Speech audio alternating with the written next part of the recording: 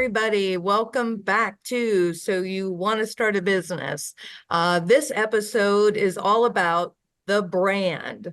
It's so very exciting when we are able to put it out there on who we are, what we do, what we're bringing to the table, beginning to really identify our brand, our image, everything that goes along with attracting customers to us. And so we want to make sure that we are putting our best image out there, branding our business. As usual, I have our two great co-hosts, Janet Hale from the Small Business Administration, and my coworker, Sandy Wheeler from Gannon SBDC, and she's our marketing specialist. So she's going to have a lot to bring to the table, as well as Janet, bringing her points of view and thoughts on what we have seen successful, what we can give you as some guidance on your presence, on what is your brand, how do you find your brand, how do you get it out there and make sure that when people associate with you, when they begin to do business with you, they really know you. And that's what branding is really all about. It's very different than marketing. And so that's what we want to bring to the table today for you to understand how important branding is for your small business. Well, if I can jump in here. So, everybody comes with the idea. They build their service or their product. They have a good, solid business plan. They got the funding. We talked about that last week. Then what? What happens after that? How are you communicating with your customers, your main market? And what are you saying about your brand? I think a lot of people, Maggie, we've talked about this. They miss the mark on when they're sharing their brand, that they are trying to sell. And the brand exists all by itself. You don't have to sell it necessarily. And a brand can be colors, it can be the feel, the message, the emotions that it's bringing up when you look at the brand, when it's interacting with the key clients or customers. There's a lot that goes into the brand that you have to plan, just like you do with your business plan and your idea, that you have to build it from the ground up. It's not just, let's fly and build the airplane. We know Shane likes to say that a lot, but you really need to take that first step and have it be a solid first step into the market. Yeah, you own your brand. And you need to make sure that it is reflective of what your company is all about. And you're so right, marketing is partially selling, right? But when we market, we don't have to physically, or right in your face, buy this product, right? We want to be engaging and them to our customers to actually want to do business with us. And that's what branding, that brings to the table. Janet, chime in here. What do you think about branding? Yeah. I think the basics of branding is, you have that business, you started that idea because of your particular niche. So you want to make sure that that niche is always good, that every time somebody comes in, whether it's cupcakes, wine, if you have a cleaning service, that the brand is what you envisioned it, what sets you apart. So they walk away with that experience that they wanted. You're the best cupcake, a great cleaning service, a great haircut. This is what they wanted. So it doesn't matter what the walls are painted. Maybe it's a nice aesthetic, but really it's the customer service that you provide, that it's impeccable every time, and that your product is impeccable every time, because it's your product, it's your idea. It should be. Yeah, they're trusting that the messaging that you're putting out there is truly reflective of what they're experiencing with you, what that brand means. We had a client, I'll share this story to drive home the point. A client say, hey, go check out my website. What do you think of everything? Went on there and I said, are you selling me showers? Are you a tattoo artist? Or is this like, adult content? Because I am not sure what I am seeing and it makes me feel uncomfortable. And that was totally off brand from the product. And I said, you totally missed the mark, nicely, of course. let's bring it back in and let's think about relaunching a better image that sells the product without anybody having to talk about it necessarily. Let's alter the colors, the images that you're sharing. Let's really think about what your product is solving. There's a problem out there. Why do people need your product or service? Let your brand and your communication share that with the audience without words. And so how do we do that, right? So that was a great example you just gave, Sandy, is, your online presence is what the majority of your customers are going to see before actually engaging with you, right?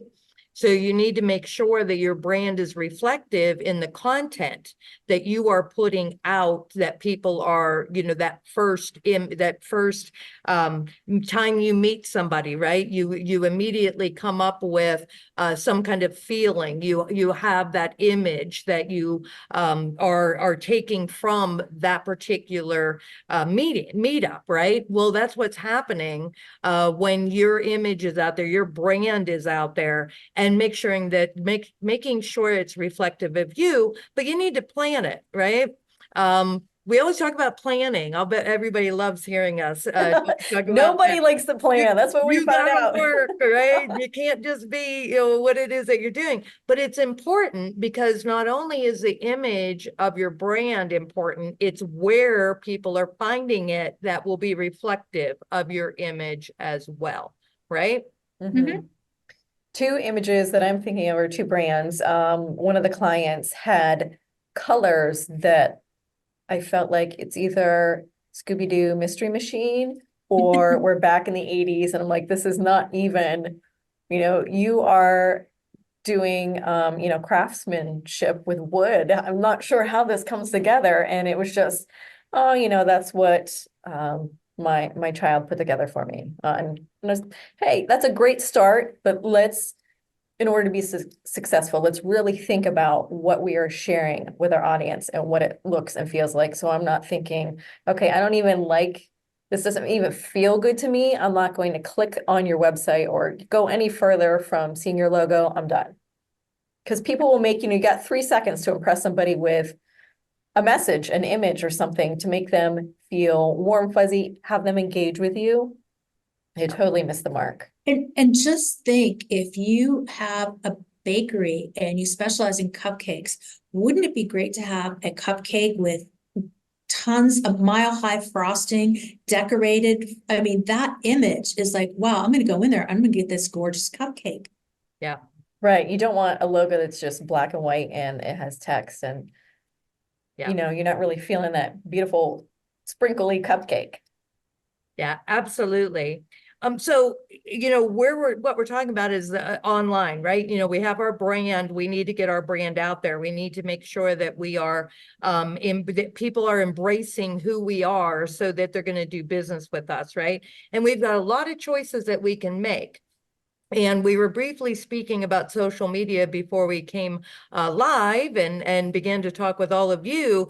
And we need to start firstly with an objective. I teach digital marketing a lot in a classroom. We go do digital marketing boot camps. I'm doing one, right now. I'm in the middle of it. It's really, you need a goal in order for you to truly take advantage of the opportunity to, get your brand out there and attract customers. So you need to have a goal in mind. When you have that goal in mind, now you're going to have a platform that's going to help you meet that goal. And we've got different platforms out there. X, formerly known as Twitter. I still call it Twitter, but I guess we need to I think call everybody it. does. Hey, they're trying to brand themselves, so we'll help them a little bit. X, formerly known as Twitter, Instagram, and Facebook. All three of them have different audiences and different ways of communicating, and all different levels. And we want to communicate our brand. So we want to make sure that where our clients are, where our potential customers, and a lot of times it's looking at where the competition is doing very well, right? So when we know where they are, we know that we want a piece of that. So we want to make sure sure that we are on that same platform, and that, what are they doing? We want to do our homework in order to take advantage of that opportunity to connect with our customers on whichever platform. And every platform has a different voice and a different expectation of what you're going to communicate. Insta, visual. You better have really good visuals. I love that visual Janet gave us. Now I'm seeing this cupcake with all this icing, and I want one. I do right? too. Yeah, yeah. So that's what's going to get somebody's eye on Instagram, and on Facebook. You can use that as well, but your message is going to be a little bit different because we read a little bit more on Facebook, so we can talk a little bit more. And then, Twitter X, we want to drive them to where that image lives, which should be on our website. So really, thinking about it, we have to have good images to reflect our brand. So what do you think? What could our audience do to make sure that we have a good image? Megan, I think you really hit the nail on the head. Is that the phrase? That you were talking about, we had a business plan, and people don't like to plan, but you really need to think about planning out your social media conversations, your marketing. What channel are you using that matches your audience? We've seen so many customers or clients come in that they're doing everything badly. And they're frustrated, and rightly so, but they miss the mark that, you know what, my audience really isn't here. And I'm not seeing a lot of engagement here. These are my two channels. Maybe it's email marketing and maybe it's Facebook. You have an older demographic that you need to kind of bring it back in and really think about, what am I saying? Do all the images match? Number one, are they quality? If you see the image here on my website, you're going to see it in my email marketing. You'll see it on Facebook. And the message is the same depending on what your audience is. I completely Janet, chime in here. What do you think? We're talking about an older audience. I think that what you were talking about earlier before we jumped on, television and newspaper definitely is something that the older market likes. Yet people don't think, they think, oh, it's old school. Nobody's on TV or newspapers anymore, but they can be your best friends because the coverage is free. And it generates word of mouth marketing. It's, maybe a lot of your audience didn't see this mile high frosted cupcake, but others did.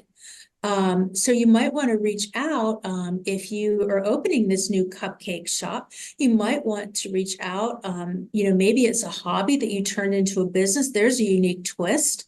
Maybe they're gluten-free cupcakes. It's a specialty niche that maybe they're vegan and gluten-free. So you've got some really specialty niches there, and you can invite media there. You can have them for your grand opening. If you expand, you can have them for their expansion. It's free. You can do a quick press release. It doesn't take much. You can just look at the newspaper, see how things are worded, come up with your own, fun headline, and, invite them to your grand opening.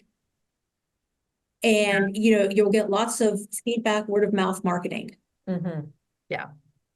I completely agree with that. I think we always have to balance, right? I use what we call the peso method, right? Paid, earned, shared, and owned. And that's exactly what you just brought to the table, Janet, that there are so many different outlets that we want to make sure that where our customers are, we are there as well. And we need to know that it's working, right? And so that's why those analytics, that's why what Sandy was alluding to a few minutes ago, that, okay, I have these two platforms that I'm using my campaign and I'm getting my message out. It's not really working as well as it, but why? And how do you know that? It's because you're analyzing, right? This is very important. If you put all that effort into content, you get really great photos. You have all of this information and these visuals and this narrative that you want to get out to really exemplify who your brand is. You need to know if it's working. And if not, what do you need to do to be able to reach the audience? And again, It just might not be the platform. It Mhm. could be the time of day, right? There are so many different reasons why you might not be gaining the traction, even because you have a pretty solid campaign, but what's happening with it? So all that creativity and fun is what we live for in marketing, right? That's what we love. That's like what we want to do. But the reality is, if it's not giving us the results, we need to go back and rethink and do. But if it is working, then we can go full blast. So understanding the analytics, what the actual measures, the performance of your campaign, what's happening, what are those results, are going to set you up to be much more successful than if you just put stuff out and hope that it sticks. Yeah, I think that's important. It's not set in stone. You can look and you can make changes to keep moving forward. If you just do the same thing over and over and you're not analyzing, you're going to become stagnant. Your message and your brand is stagnant, and then people disengage. And if you're doing email marketing, and let's not forget that, because you're going to want a lot of online orders. And so you have all these emails. When you're doing your online orders, why not ask where they heard about you and your product? And if it wasn't a specific event, maybe a craft event, maybe a food event, make sure you're at that event again. Have contests. I buy products online from small businesses, and from time to time they have products like what were described 2023 to you, or what you want in 2024, and they pick a winner. Maybe if somebody orders $100 worth of products from you, they get a free tote bag or a $10 off coupon. You can even post videos of, oh, I'm mixing up a new cupcake for May. What will it be? What's the flavor? And give a hint of what you're adding. Janet, you're talking Maggie's language, email marketing, and grabbing the emails. Go ahead, Maggie, take it. Yeah. I think it's the most misused tool, Yes, yeah. right? Underused. Underused and misused. Totally, Janet. I'm right there with you. And it's because we do not capture what we truly can out of an email campaign. We really can take advantage of a number of things there. Number one, you're going to be able to actually connect, right? You can personalize that email. It is the only form of online marketing that you actually get to personalize in your email, right? Dear Maggie, dear Janet, dear, Sandy, you can do that with these various email platforms, and people like that. If nothing else you hear about marketing nowadays, it's personalization is what is key. People want to connect with you, and they want to know you're connecting with them. In that email, you can drive people to your website where they're going to order. You can do these. I love those survey ideas, Janet. I think that's fantastic. I was working with a client many, many years ago, probably 15 years ago now, could be 20 at this point. But she was changing the name of her business. It was a franchise that was going away, but she was able to continue to use the business model, but not the name. And so I said, why aren't you letting your customers help you to figure that out? Do you know how much your customers are going to embrace the idea that they help to name your store? Yeah, that's How fun awesome. is that, right? And so that's what happened. And so it went through email, because at that time, it wasn't as active. She used some social media, but where she got the most responses was through email. So don't discount all of the various modes and methods that you have to reach your customer, and you reuse the content. Sandy mentioned it earlier. Make sure that the content on your social looks the same as in the email, looks the same that's on your website and in that press release. And that's where we're going to then be embracing that idea. It used to take only 7 times for somebody to recognize your brand, right? Hear a message. With all the noise that is going on now, it's like 30 times before your message is actually, actually makes an impression on that Right. person. So take advantage of it. get that message, be consistent, and make sure that you're using the platforms and the analytical tools that are going to help you be the most successful at getting that brand out there. I know we're kind of down to the wire on the minutes, but I did want to take the last couple to talk about the thing that's in our hand all the time. And we can't, in the digital world that we live in, we can't forget that communication can come across in so many forms, and people have it right there in their hands when they're out on the streets. Or I'm hungry, closest restaurant to me. They're Googling it, they're looking for it. Do you have their cell phone number? Can you send automated text messages? Here's 5%, 10% off. Stop in and see us. Does it pick up their location because they're close to you? Hey, we have sales coming up. Stop on in. How are you communicating with your clients, your customers in today's digital world? And And that depends on who your target market is. So you hit it right on the head. And on a final note, make sure all of your content is updated, your address, your phone number, your hours, your website. It's, we don't go to the website anymore. We go to the little side link that has the hours and the location and time, and we expand it. We don't hit the big website sometimes if we just want a place to eat or grab that cupcake. So make sure everything is correct. Check it weekly if you need to. Janet, I'm going to send you some cupcakes when we get off of here. Either you're hungry or you need some sweets. So let's recap branding. It's about, not just the colors and the fonts that you're using, but the images, the message, the emotion that your brand is sending out to your customers. You can build your brand. It's a really good idea before you actually launch and stand out in the community, but you can also go back and change things in the beginning and just make sure that you're communicating with your clients and your customers. Yep. Yeah, embrace it all, be consistent, make sure that it is reflective of how you're doing business because you're putting it out there. So you want to make sure that your, business is reflective of your brand and vice versa. That's the, core of branding is really embracing your company. So do that because when you're starting your business, this is now your ability to get somebody to embrace your ideas, your image, and stick with you and grow that loyalty that all of our small businesses are looking for. Mm-hmm. Janet, any last words? It just, again, always make sure that your idea and what is so special about your business stays the same quality. Always put your best foot forward with customer service and product, because that in the long run is the A game. Mm-hmm. Totally agree. All right. Well, that's a wrap for the brand. We have one more left, right? Next week is our final episode of So You Want to Start a Business. Really the launch.